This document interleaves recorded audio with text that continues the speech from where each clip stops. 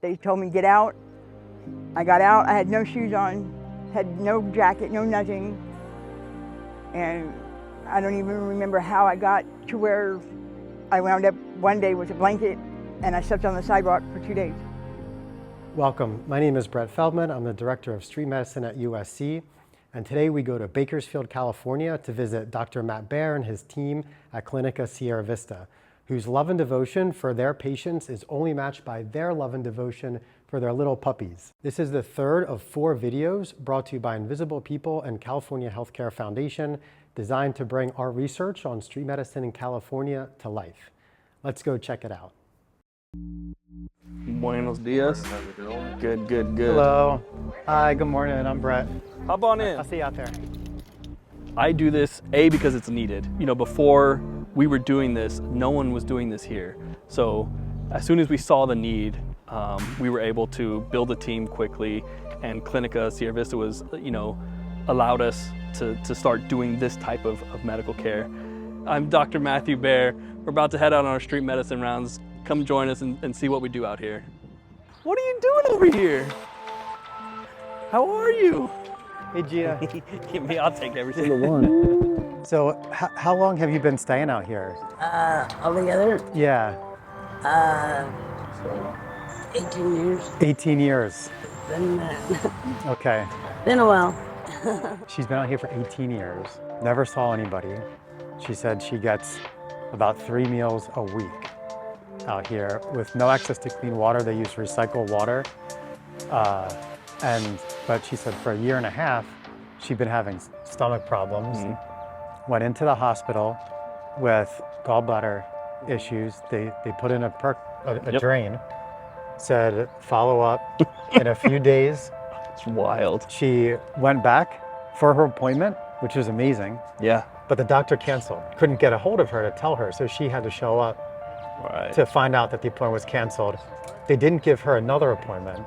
So 2.5 months later, she pulls out the drain herself. Yep. I know, it's wild.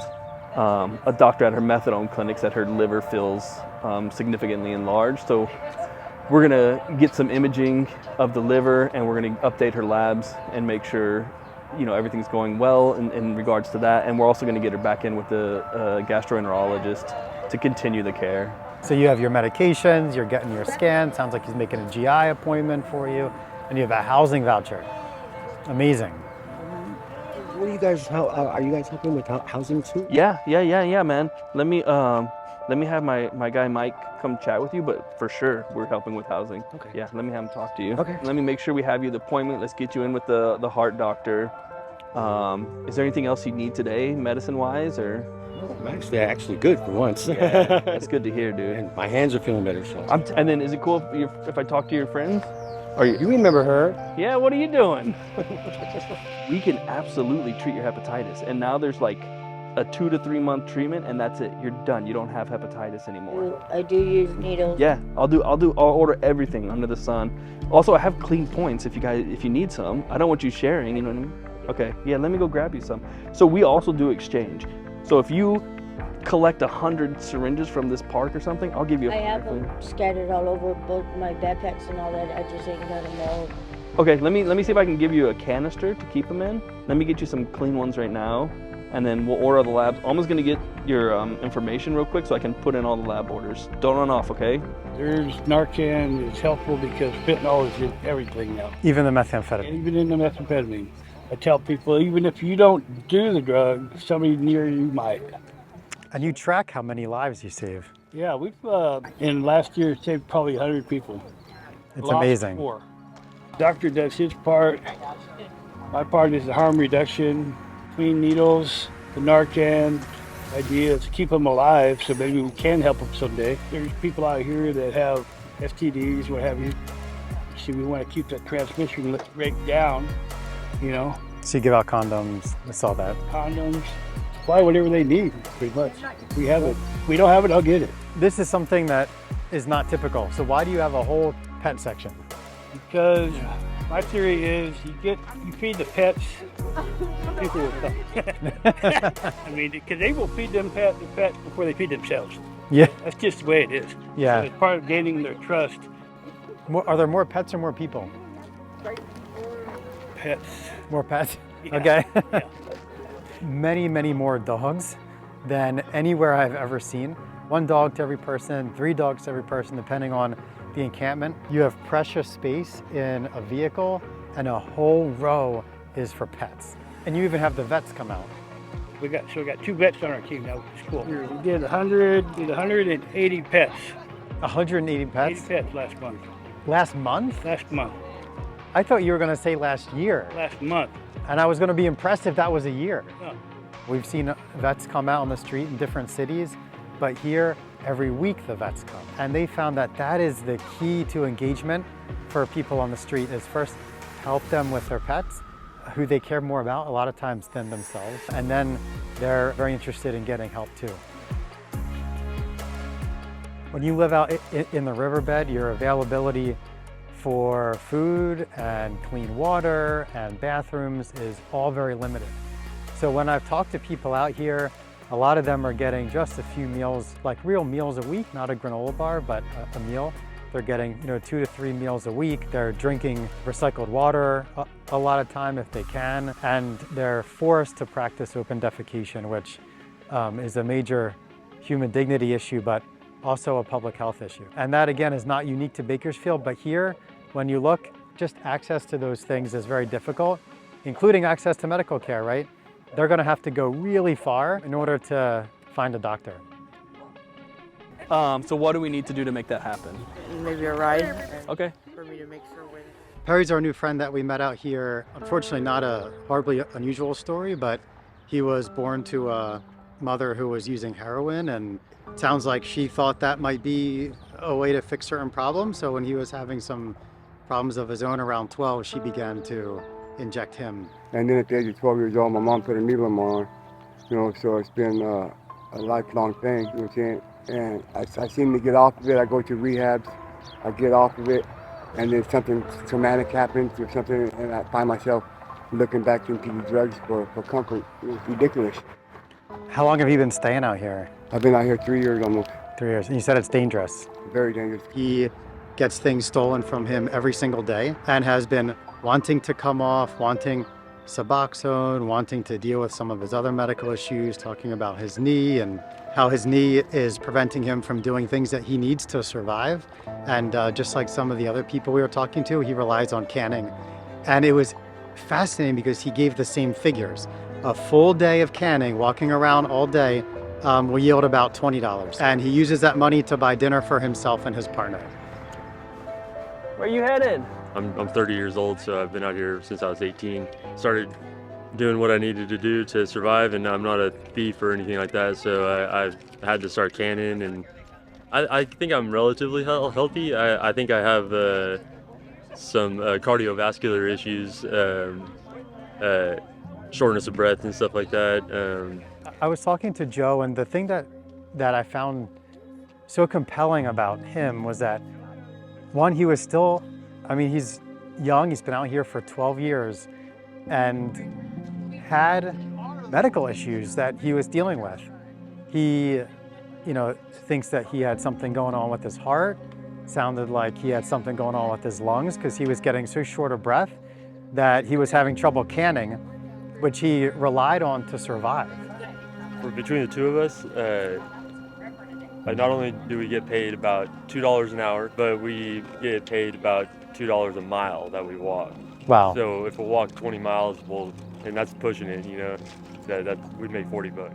And he was spending all day walking around, canning, and really was having a hard time doing this because of his lungs. But when you asked him, do you have any medical issues? No. Have you seen a doctor? I haven't felt that I needed to. We encounter people with serious medical illness and they think they're healthy all the time. And my theory is part of the experience of the street, in order to survive psychologically and sometimes physically, there's this disassociation between yourself and your body. When we're in bed and we're like, oh, I can't get comfortable, my pillow's not comfortable, and yet they're sleeping on the ground. How can they sleep? It's because there's some way that they disassociate the body for themselves. So you'll go out into the street and be like, hey, do you have you notice that their leg is falling off. They have this huge, gaping wound on the leg. Oh, is there anything I can do to help you medically? No, I'm good. And what about your leg? You have this horrible wound. Oh, my leg's crap, but I'm feeling fine. And they've like completely separated themselves from their leg. And we find that all the time. In order to survive, he had to separate what was happening with his lungs and his heart from himself. But when street medicine comes out, it's like it gives them the permission and the means to address those things that they've had to put off for so long. Hey, what's up, man? How you doing? I'm all right. How are you? It could be worse, could be better. I'm all right. What's going on with your ribs? I was trying to help this kid out and separate my rib. Oh, really? Somebody trying to steal his shit, so.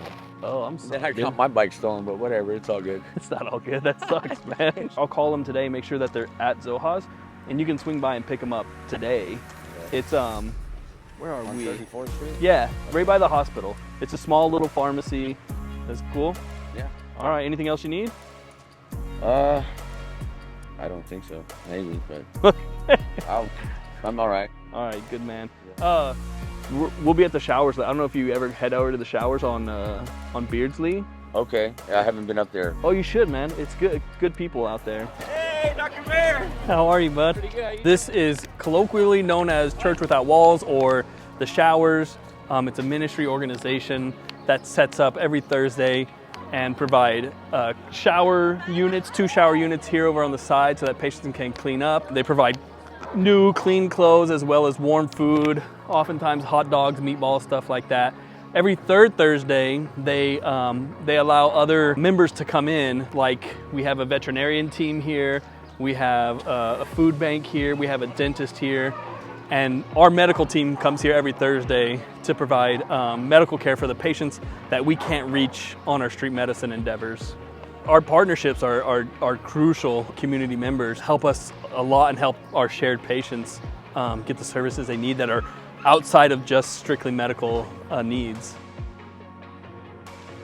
Did we give you antibiotics last week or no? Let me give you some. Are you allergic to anything? Penicillin. Let me give you doxycycline.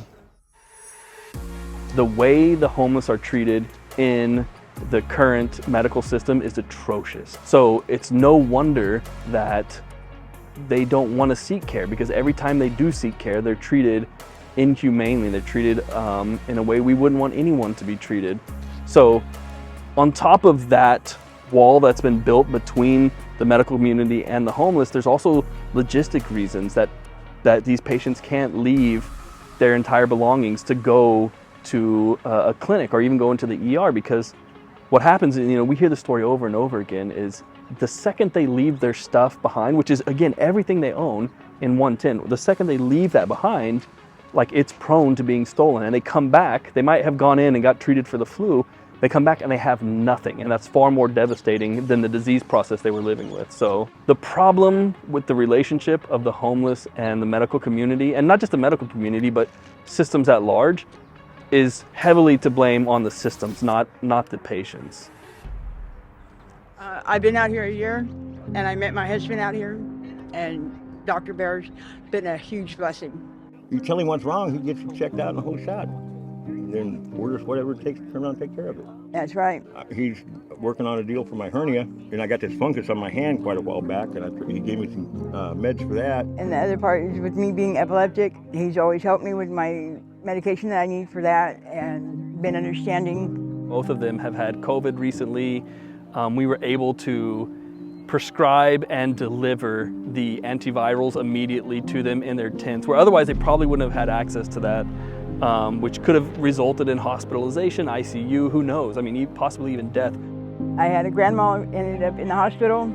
Then they put her in a taxi cab to come home, and took her all the way over to the other side of Oildale and let her out. And I wasn't all the way out of my grandma, and because I go what they call catatonic. And when I go catatonic, I forget things and places.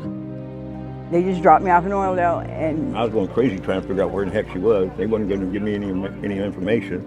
it took me 2 days to get to where he was at. And after that, I told him, don't you dare call the hospital again. They told me, get out.